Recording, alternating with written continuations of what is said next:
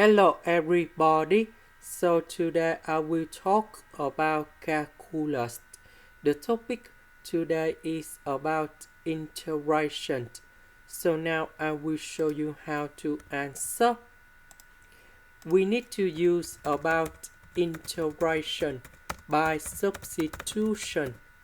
So I will put about u equals to a plus bx.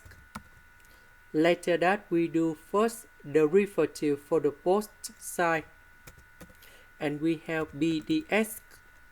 First derivative of a, this is about the constant, so you got about 0.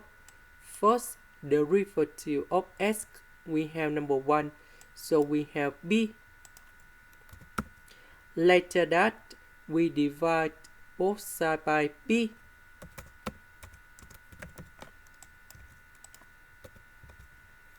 So this one we change by u. The s we change by this one.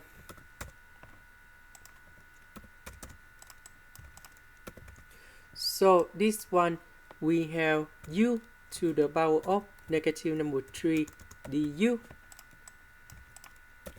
The integration of this one, we have u to the power of negative number 3 plus 1 over negative number 3 plus 1, and I will put about c.